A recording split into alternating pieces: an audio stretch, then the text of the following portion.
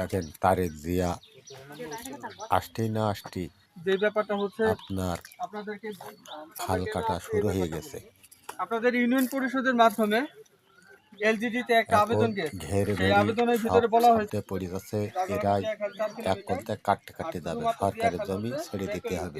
2 কিলোমিটারের মতো। দেখেন তো এই দুইটা খাল হচ্ছে আমাদের এই ম্যাপে আছে। এই ম্যাপে কি বুঝতেছেন আপনারা? রাধানগর জিয়া খালের পেট থেকে আরেকটা সুইচ গেট দিয়ে খাল বেরিয়েছে না, ওই খালের নাম কি? রাধানগর খাল। ওই খাল ওটা হচ্ছে এই খাল। এখানে হচ্ছে সুইচ গেট। আশেপাশে কিছু ওই যে ভূমিহীনদের জমি দিয়ে ভর করে দেওয়া হয়েছে, তাই না?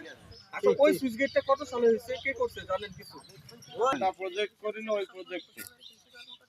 আচ্ছা, হ্যাঁ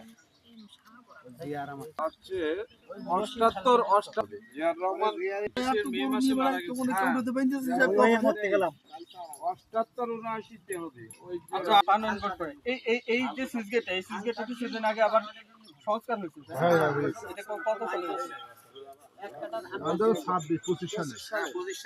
থেকে বাউর থেকে হচ্ছে খালেন চলে আসতে না পারে, একটা যে আছে না, নেট দেওয়া আছে না, এই নেটটা কি বানাই দিচ্ছে ইপাত কোম্পানির তরফ থেকে। এটা কি? এটা ইপাত কোম্পানির সংস্থার থেকে। ইফাত ইফাত নেট না ওইটা একটা মানে ডাইরেক্ট পানি বন্ধ করে দেওয়ার জন্য 2002 সালে কি ওই যে নেট বানাইছে? ওই পুরো করে ওই ব্রিজ মতন এটা করে ওই যে নেট সব দিয়েছে।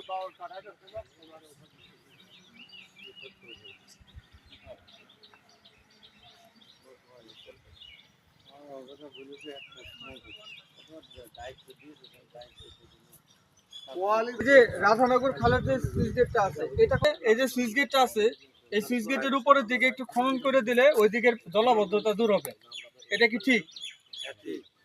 আচ্ছা, এই খাল খনন করলে কি আপনাদের কোনো উপকার হবে? কি উপকার হবে? পানি বেরোবে, আমরা আবাদ করতে পারবো। তখন 3-4 আবাদ হবে। আচ্ছা, কিন্তু এটা খনন করতে গেলে কোনো কোনো জায়গায় যেমন হচ্ছে, এটা তো হচ্ছে খনন করতে কোনো সমস্যা নাই, এটা পূর্ণ খাল আছে, কিন্তু এইটা এই যে রাধানগর যে ছোট খালটা আছে, এই খালটা খনন করতে গেলে আমরা দেখছি অনেকেই পুকুর বানায় ফেলছে, অনেকের ফসলের জমি আছে, এগুলি বাধাগ্রস্ত হচ্ছে, এগুলি তাহলে কি হবে?